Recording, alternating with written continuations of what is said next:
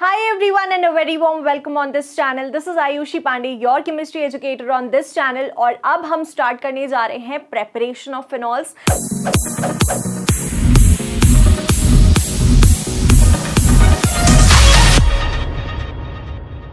Last class में हमने complete कर लिया था विथ प्रेपरेशन ऑफ अल्कोहल्स. बहुत ही इजीली सिंपलेस्ट जो पॉसिबल है वो मैंने आपको बताए methods, and I am very sure कि आपको बिल्कुल भी रटने की जरूरत नहीं पड़ी होगी. अब हम देखते हैं प्रेपरेशन ऑफ फिनॉल्स. सबसे पहला मेथड है फ्रॉम हैलोअरीन्स. अब हैलोअरीन्स क्या होते हैं?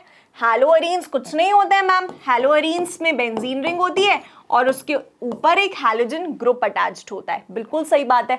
अब हैलोअरीन से कैसे बनाएंगे फिनॉल्स? फाइनल प्रोडक्ट हमें क्या चाहिए भाई? फाइनल प्रोडक्ट हमें फिनॉल्स चाहिए. फिनॉल क्या होता है? बेंजीन रिंग के ऊपर OH. तो अब Cl हटाकर OH कैसे लाया जाए? तो बहुत इंपॉर्टेंट स्टेप है ये, इसको याद रखना और आगे भी काम आएगी. तो सिंपल सा प्रोसेस है. आप लोगे NaOH एट 623 केल्विन टेम्परेचर. क्या मिलेगा आपको? आपको मिलेगा sodium phenoxide ion. O negative and Na positive. What is this? Sodium phenoxide. What is this called? Sodium phenoxide. कैसे मिला? हैलोअरीन को हमने ट्रीट किया NaOH एंड 623 केल्विन टेम्परेचर पर. हमें मिला ONA, that is sodium phenoxide.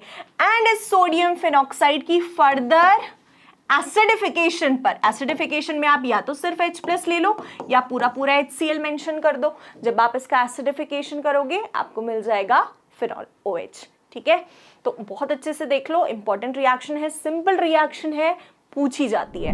Next method है from benzene sulphonic acid. अब बेंजीन सल्फोनिक एसिड क्या होता है पहले ये जान लेते हैं. दिस इज बेंजीन रिंग और बेंजीन रिंग के ऊपर अगर SO3H ग्रुप अटैच्ड है तो इसको हम क्या बोलते हैं? Benzene sulphonic acid. और ये मिलती कैसे है? तो देखो, ये हमने लिया बेंजीन, ठीक है, और जब हम इसे ओलियम से ट्रीट करते हैं या ईलम, जो भी आप प्रोनाउंस करते हो, जब हम बेंजीन रिंग को ईलम से ट्रीट करते हैं तो हमें ऊपर मिलता है SO3H group. Okay, now again same thing. SO3H group हमें मिल गया और हमें क्या बनाना है? फिनॉल बनाना है. फिनॉल बनाना है. ओके, तो फिर से आप क्या करोगे? NaOH 623 केल्विन टेम्परेचर पर आप इसको ट्रीट करोगे. And if you want to mention pressure, you can mention pressure also. 300 atmosphere pressure is required. Okay, 623 kelvin पर जब आप इसे ट्रीट करोगे तो आपको मिलेगा सोडियम फिनॉक्साइड आयन. यस और नो? मिल जाएगा यही या नहीं? और एक चीज कर सकते हो आप, instead of going through these many steps, आप सिंपली एक चीज करो. आप क्या लिख दो? आप सीधा सीधा लिख दो NaOH से हमने ट्रीट किया है एंड साथ ही हमने इसका एसिडिफिकेशन भी कर दिया है, तो direct you will get phenol. बीच में स्टेप्स को ब्रेक डाउन मत करो. NCERT में बिल्कुल इसी फॉर्मेट में गिवन है. आपने ओलियम लिया या ईलम लिया, SO3H आपको ग्रुप मिल गया. अब इस ग्रुप को रिमूव करना है. This is what is nothing but benzene sulphonic acid. क्या बोलते हैं इसको? Benzene sulphonic acid. इसको जब हम NaOH के साथ ट्रीट करेंगे एंड फिर एसिडिफिकेशन करेंगे तो हमें फिनॉल मिल जाएगा. ठीक है, क्लियर बात इतनी? Okay, next is from diazonium salts. Diazonium salt क्या होता है? डाई मतलब क्या होता है? 2. ठीक है, एजो मतलब नाइट्रोजन, ओनियम मतलब होता है something that is positive, and salt is positive plus negative, right? Salt is positive plus negative मतलब न्यूट्रल स्पीशीज होता है. तो देखो, from diazonium salt, this is what is diazonium salt for us. N2Cl. ये जब हम क्या पढ़ रहे थे? हैलो अल्केन्स हैलोअरीन्स पढ़ रहे थे, उसमें मैंने आपको बताया था कि डाईएजोनियम सॉल्ट क्या होता है. ठीक है, कैसे मिलता है तो देखते हैं फटाफट से. So we take a primary amine. Primary amine क्या होता है? बेंजीन एंड उसके ऊपर NH2 group. This is amine, primary amine है. This is 1 degree amine. 1 degree amine को हमने क्या किया? ट्रीट करवाया NaNO2 एंड HCl की प्रेजेंस में. So we get N2Cl. ठीक है, सही बात है. अब N2Cl की फर्दर जब हम हाइड्रोलिसिस करवाएंगे, क्या करवाएंगे, हाइड्रोलिसिस करवाएंगे, तो हमें फाइनली मिल जाएगा फिनॉल।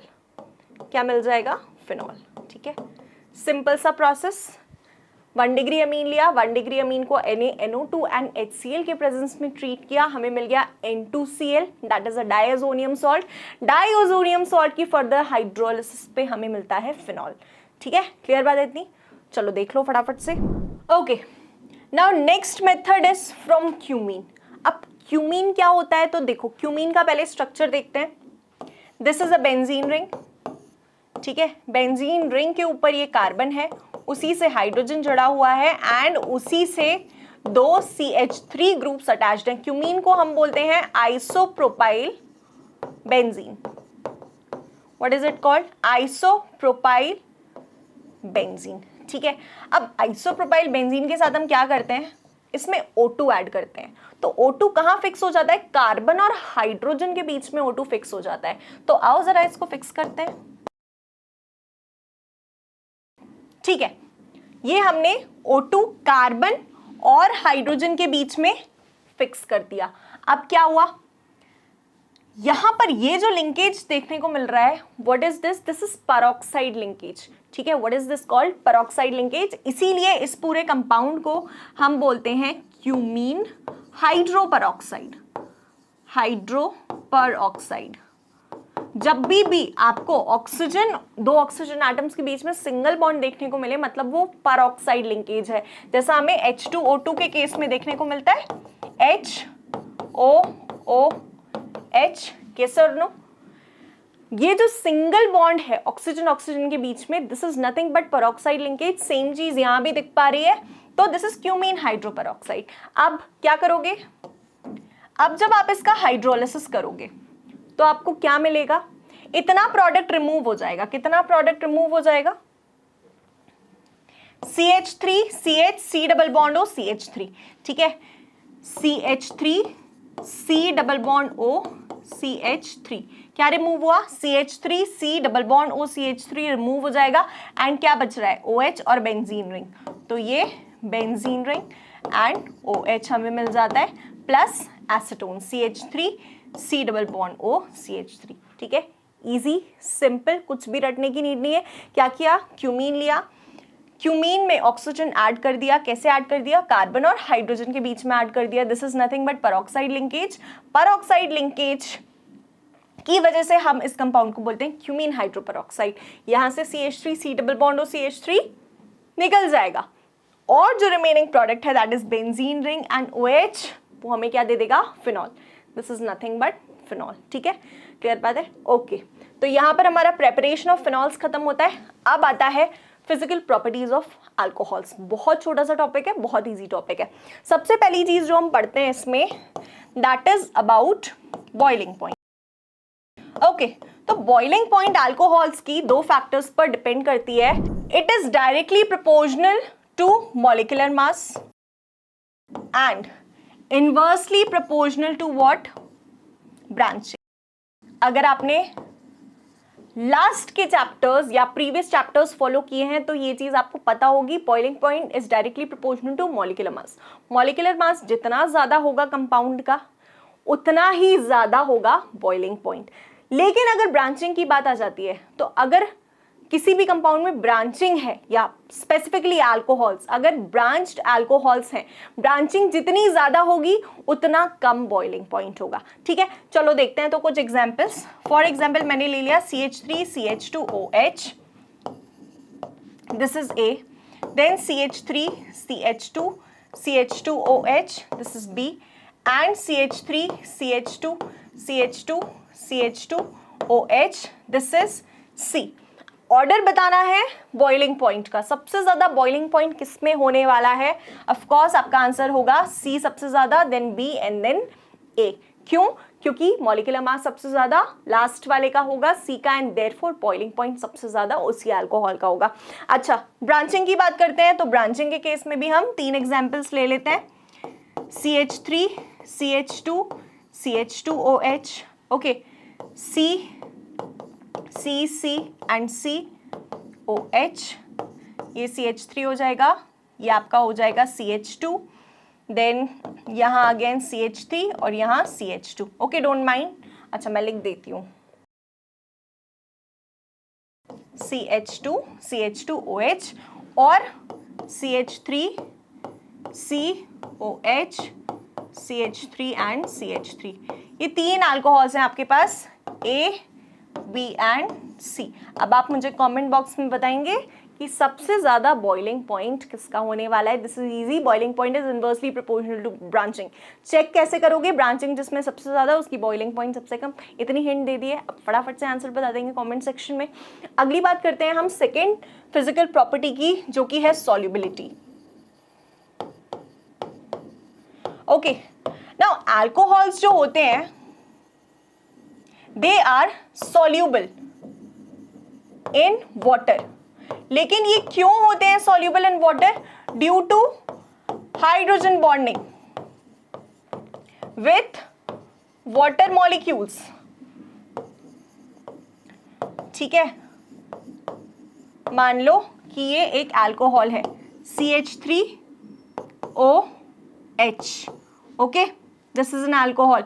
वाटर में जब मिक्स करेंगे तो क्या मिलेगा? HOH. यस और नो? HOH. तो यहां पर ये बन रही है, क्या बन रही है? हाइड्रोजन बॉन्डिंग बन रही है. किसके बीच में? ऑक्सीजन और हाइड्रोजन के बीच में. सही बात है, समझ आ रही है इतनी बात? लेकिन क्या ये सही है?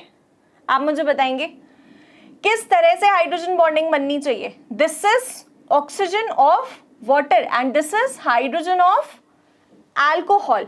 ओके, तो पॉसिबिलिटी है कि हाइड्रोजन और ऑक्सीजन के बीच में क्या बन जाए? हाइड्रोजन बॉन्डिंग बन जाए. अब जहां पर हाइड्रोजन बॉन्डिंग वहां पर चीज मिसेसिबल.